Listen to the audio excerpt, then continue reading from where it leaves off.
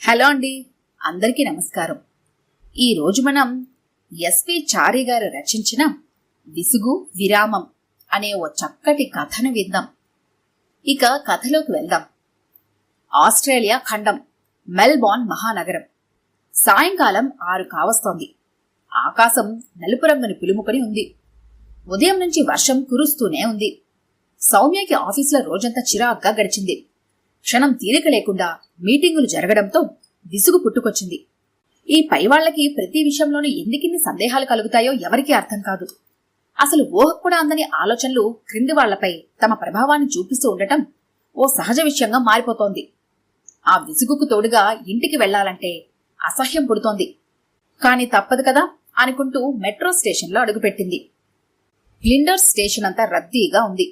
ఆఫీసుల నుంచి తిరిగి వెళ్లే జనం రోజురోజుకు అధికమవుతున్నారు. ఈ మధ్యకాలంలో బస్సులు, ట్రాముల కోసం ఎదురు చూడటం కంటే ఈ మెట్రో ప్రయాణమే సౌకర్యంగా ఉంది. పైగా అన్ని ఎయిర్ కండిషన్ కోచ్లు కావడంతో జనానికి ఎంతో ఉపశమనం లభిస్తోంది. కంపార్ట్మెంట్లో అంతా తెల్లవాళ్ల గోల అధికంగా ఉంది. రైల్లో కూడా ఆ తెల్లమొహాలే దాపరించాయని అసహ్యించుకుంటూ వేడి చిప్స్, పళ్లరసం గ్లాస్తో సీట్లోకి జారిపోయింది సౌమ్య.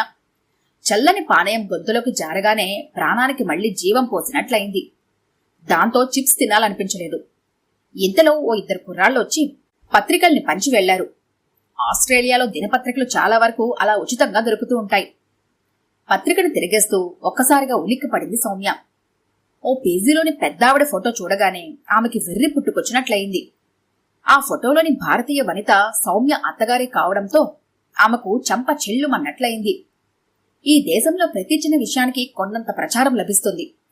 వీధి వీధికో పత్రిక ఉండటంతో వార్తలు కరువై రోడ్ల మీద కనిపించిందంతా పేజీల్లో నింపేస్తారు. తమ ఇంటి దగ్గర బేబీ కేర్ సెంటర్లో జరిగిన ఓ చిన్న సమావేశం వార్తని పెద్ద ఎత్తున వెలుగులోకి తీసుకొచ్చిందా పత్రిక. ఆ వేడుకలో మనవరాల్ని ఎత్తుకుని నుంచున్న అత్తగారి ఫోటోకు చోటు లభించడాన్ని భరించలేకపోయింది సౌమ్య. భర్త పోయాక సమీర్ తల్లి జానకమ్మగారికి మరో తోడు లేకుండా పోయింది. వారికి సమీర్ ఒక్కడే సంతానం.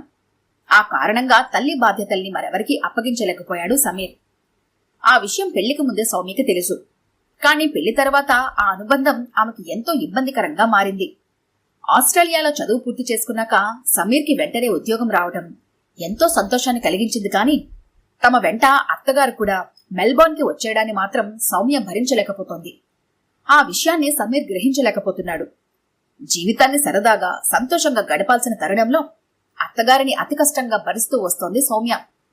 అందుకు జతగా 2 కళ్లల్లో ఓ కంటికి దోషాన్ని కలిగి ఉన్న అత్తగారి రూపం గురించి స్నేహితులు, ఇంటి పరిసరాల్లోని ఇంగ్లీష్ కుటుంబాలు గత 4 ఏళ్లుగా నవ్వుకుంటూ ఉండటం ఆమెకి అవమానకరంగా మారింది. ఆ మనోవ్యధ ఈ మధ్య మరీ ఎక్కువవుతోంది. సమీర్ తల్లి జానకమ్మగారికి ఒక కన్ను మెల్ల, అయినా 2 కళ్ళు బాగానే కనిపిస్తాయి. నడి వయసులోనే భర్తని కోల్పోయిన ఆమె అన్ని అలంకారాల్ని వదిలేయడంతో మెల్లకన్నుగల ఆ ముఖ కవలికలు ఓ అనాకారి రూపాన్ని సంతరించుకున్నాయి.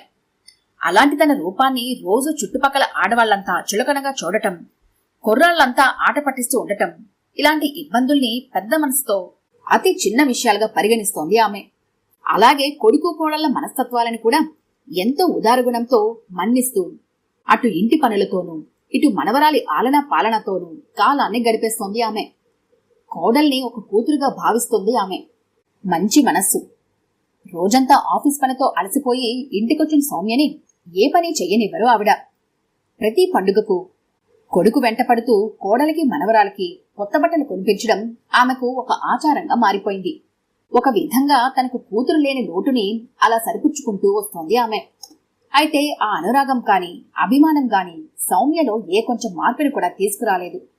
అసలు ఆవిడ ప్రేమని, తన మీద పొంగిపొర్లుతున్న అభిమానాన్ని, తన గురించి ఆవిడ తీసుకుంటున్న శ్రద్ధని, పడుతున్న శ్రమని గుర్తించాలన్న ఆలోచనే ఆమెకేనాడు కలగలేదు. మెల్బోర్న్ నగరంలో అటువంటి బాధ్యతారహిత వాతావరణంలో ఎన్నో తెలుగు కుటుంబాలు జీవిస్తున్నాయి. వారంతా నగరం నలుమూలల్లో దూరంగా నివసిస్తూ ఉన్నారు. చాలా అరుదుగా ఒకరినొకరు కలుసుకుంటూ ఉంటారు. ఎవరికీ బంధువర్గం అనేది అందుబాటులో లేని దుర్భర దుస్థితి. అలాంటి ఒంటరి జీవితానికి అందరూ అలవాటు పడిపోయారు. ఆ రకం మనుగడ కారణంగా సౌమ్య తనకు తెలియకుండా ఏ విషయాన్ని పట్టించుకోలేని ఓ రకం నడవడికని అలవర్చుకుంది. దాంతో ఆమె ధోరణి ఎవరికీ అర్థం కాకుండా పోతోంది. ఆనాటి పత్రికలో జానకమ్మ గారి ఫోటో చూసిన కాలనీ ఆడవాళ్లంతా మరోసారి నవ్వుకోవడమే కాకుండా ఆమెతో పాటు తనని కూడా హేళన చేయడాన్ని భరించలేకపోయింది సౌమ్య. ఎలా భరిస్తున్నావమ్మా ఆ మెల్లగుడ్డి ప్రపంచాన్ని అంటూ జాలిని కురిపిస్తూ సానుభూతి ఒలకబోసేవారిని ఏమీ అనలేకపోయింది. అలాంటి పరిస్థితుల్లో అనుకోకుండా అనారోగ్యానికి గురైంది జానకమ్మ. హఠాత్తుగా ఆమెకు గుండె నొప్పి వచ్చింది. డాక్టర్లు ఆమెకు పూర్తి విశ్రాంతి కావాలి అన్నారు. ఓవైపు తల్లి కోసం తల్లడిల్లిపోతూ సమీర్ పరుగులు తీస్తుంటే, మరోవైపు సౌమ్యలో అసంకల్పితంగా అత్తగారి పట్ల ఓ నిర్లక్ష్య భావం ఆవేశించింది. ఏం జరగాల్సిందో అదే జరుగుతుందన్న ఓ అనూహ్య ధోరణితో జానకమ్మ గారిని అంతగా పట్టించుకోలేదు ఆమె. ఆ విషయాన్ని సమీర్ గ్రహించలేదు. సౌమ్యని ఎప్పుడూ ఆ రకంగా అంచనా వేయలేదు అతను. ఆ కారణంగా జానకమ్మ గారికి అందవలసిన ఆదరణతో పాటు మందుల వాడకం కూడా కుంటిపడిపోయింది. సకాలానికి ఏ మందులు వేసుకోవాలో తెలియకపోవడంతో ఆ ప్రమాదకరమైన జబ్బు ఎంతకీ తగ్గుముఖం పట్టలేదు. కోడల ధోరణి తప్పుపట్టలేని స్వభావం కారణంగా తను మందులు సరిగ్గా వేసుకోవడం లేదనే విషయాన్ని కొడుకు చెవిన వేయలేదు ఆమె. అందువల్ల విషయం అర్థం కాక డాక్టర్ కూడా తలని బాదుకోవాల్సిన పరిస్థితి ఏర్పడింది. అదలా ఉండగా జానకమ్మ గారి అస్వస్థత గురించి ఇండియాలో తెలిసిపోయింది. దాంతో బోలెడు టెలిఫోన్స్ కాల్స్ ఇంటికి రాసాగాయి. ఇంట్లో ఒంటరిగా ఉండే ఆవిడ ఆ వచ్చే ఫోన్లన్నింటికి ఏదో సమాధానం చెబుతూ కాలాన్ని జారవేయసాగింది. మరో పక్క సమీర్కి ఈమెయిల్ తాకిడి ఎక్కువైంది. ఆఫీసులో తీరికలేక అతను సమాధానాలు ఇవ్వడం లేదు. అదే సమయంలో సౌమ్యకు వచ్చిన ఈమెయిల్స్ జవాబుకి నోచుకోలేదు. రోజులు గడుస్తున్నాయని మామూలుగా అనేస్తే కథ ఎలా ముందుకు సాగుతుంది? ఘటనలు సంఘటనలు ఎన్నో దొర్లాసిందే. కథ కొత్త మలుపులు తిరిగితేనే కథనం కొనసాగుతుంది. అలాగే జరిగింది. సౌమ్యంగా సాగుతున్న సౌమ్య జీవితంలో ఓ ఘోర దుర్ఘటన చోటు చేసుకుంది. అతి దారుణమైన విపత్తుకు లోనైంది ఆమె. ఎవరూ ఊహించని విధంగా ఓ రోజు మెట్రో వీధిని దాటుతుండగా త్రాగుబోతు చేతిలో అదుపు తప్పిన కారొకటి దూసుకొచ్చి ఆమెను 10 గజాల దూరం లాక్కెళ్ళింది. దాంతో తలకు బాగా గాయాలు కావడమే కాకుండా ఓ కన్ను కూడా చిట్లిపోయింది. మనం అడపాదడపా వినే తెలుగు సామెత చావు తప్పి కన్ను లొట్టపోయిందంటే ఇదే కావచ్చు. ఆ ప్రమాదంలో స్పృహ తప్పిపడి ఉన్న సౌమ్యని వెంటనే హాస్పిటల్కి తరలించారు పోలీసులు హుటాహుటిన. భార్యకు జరిగిన ప్రమాదం గురించి తెలియగానే సమీర్కి గుండె ఆగినంత పనైంది. ఓ వైపు తల్లి జబ్బుతో బాధపడుతూ ఉండగా ఈ ఘోరం జరగడంతో పూర్తిగా నీరసించిపోయాడు అతను. హాస్పిటల్ నుంచి ఇంటికెళ్లగానే పాపని తీసుకుని సౌమ్య ఇంకా ఇంటికి చేరలేదంటూ ఆందోళనగా తల్లి ఎదురు వచ్చింది. జానకమ్మ గారి ముందు సమీర్ తనని తాను అతికష్టంగా సంభాళించుకున్నాడు. చెప్పలేక మాటల్ని దిగమింగుతూ జరిగిన విషయం చెప్పాడు. అది వింటూనే కుప్పకూలిపోయింది ఆమె. ఆ వెంటనే లేని శక్తిని కూడగట్టుకుని తనని కోడల దగ్గరికి తీసుకెళ్లమంటూ పట్టుబట్టింది. ఆస్ట్రేలియా ఆసుపత్రిలో పిల్లలతో సందర్శకులను అనుమతించరు. అందువల్ల ఆ రాత్రి జానకమ్మ గారు వార్డులోనూ సమీర్ పాపతోనూ ఇంట్లోనే ఉన్నారు. మర్నాటి ఉదయం సమీర్ హాస్పిటల్కి వెళ్లగానే ఆశ్చర్యంతో కుయ్యబారిపోయాడు. అదే వార్డులో సౌమ్య ప్రక్కనే తల్లి కూడా మరో మంచం మీద కనిపించింది అతనికి. సౌమ్యతో పాటుగా జానకమ్మ గారి కళ్లకు కూడా గంతులు కట్టి ఉన్నాయి. జరిగిందేమిటంటే, గత రాత్రి డాక్టర్లు వార్డులో ఉన్న జానకమ్మ గారిని అడిగి సమీర్కు ఫోన్ చేయబోయారు.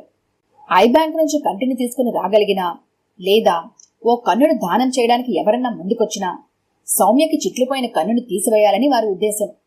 ఆ డాక్టర్లలో ఒక తెలుగతను ఉండటం అదృష్టం. ఆస్ట్రేలియాలో కేవలం చనిపోయిన వారి కళ్ళనే ఇవ్వాలని నియమం ఉన్నట్లు లేదు. ఆ విషయం తెలిసి అతని అడిగి ఓ కన్నుని సౌమ్యకి ఇవ్వటానికి వెంటనే సిద్ధపడిపోయి సంతకం పెట్టేసింది జానకమ్మ. పైగా తన మంచి కన్నునే ధారపోసింది ఆమె. ఇక ముందు బ్రతికినంతకాలం ఆమె ఒంటి మెల్ల కన్నుతోని జీవితాన్ని వెళ్లదీయాల్సి ఉంటుంది. తల్లి చేసిన త్యాగాన్ని అక్కడున్న ప్రతి వాళ్ళు ప్రశంసిస్తుంటే ఓవైపు సంతోషం, మరోవైపు దుఃఖంతో తల్లడిల్లిపోయాడు సమీర్. తన బాధలో అత్తగారి విషయమే మర్చిపోయింది సౌమ్య. ఆనకమ్మగారి పక్క మంచంలోనే విషయం ఆమెకు తెలియదు. సమీర్ కూడా కావాలనే తల్లి ప్రసక్తి తీసుకురాలేదు. సౌమ్య తనంతట తానే అత్తగారు చేసిన త్యాగాన్ని తెలుసుకోవాలనే అతని ఉద్దేశ్యం. చాలా పొద్దుపోయాక స్పృహలోకి వచ్చింది సౌమ్య. చాలాసేపు తన దురదృష్టాన్ని తిట్టుకుంటూ స్పృహలో లేని తల్లి, ఏడుస్తున్న భార్యతో సాయంకాలం దాకా వార్డులోనే గడిపాడు సమీర్. హాస్పిటల్ నుంచి ఇంటికి చేరగానే ఇండియాకు మెయిల్ రాసి సౌమ్య తల్లిదండ్రుల్ని వెంటనే రావాల్సిందిగా కోరాడు సమీర్. ఆ మెయిల్కి సమాధానం వెంటనే వచ్చింది. ఆ రాత్రి కూడా అతని పాపతో ఇంట్లోనే గడపాల్సి వచ్చింది. మర్నాడు తెల్లవారుగానే సౌమ్య తండ్రి సమాధానం మెయిల్ని కాపీని జేబులో పెట్టుకుని హాస్పిటల్కు బయలుదేరాడు. ఆ ఉదయం కూడా జానకమ్మ గారి కంటి దానం గురించి వివరంగా దినపత్రికలో ప్రచురించబడింది. మళ్లీ ఈసారి కూడా ఆమె ఫోటోకి చోటు లభించింది. అయితే ఈసారి కళ్లకు గంతల కట్టి ఉండగా తీశారు ఆమె చిత్రాన్ని. హాస్పిటల్కి వెళ్లగానే అక్కడ ఉన్నవారంతా తన తల్లినెంతో అభినందిస్తూ ఉండడాన్ని గమనిస్తూనే వార్డులోకి వెళ్లాడు సమీర్. అతను చూస్తూనే బావురు మంది సౌమ్య. అలా ఏడుస్తూనే తన తలని బాదుకుంటూ జానకమ్మ గారి మంచం వంక తన చేతిని చూపింది. ఆమె చేతిలో కూడా ఆనాటి దినపత్రిక కాపీ ఉంది. సమీర్ నోరు విప్పలేదు. భార్యను ఓదార్చనూ లేదు. జోబులోంచి గత రాత్రి ఆమె తండ్రి నుంచి వచ్చిన మెయిల్ కాపీని సౌమ్య మంచం పైన ఉంచి తల్లి వైపు నడిచాడు.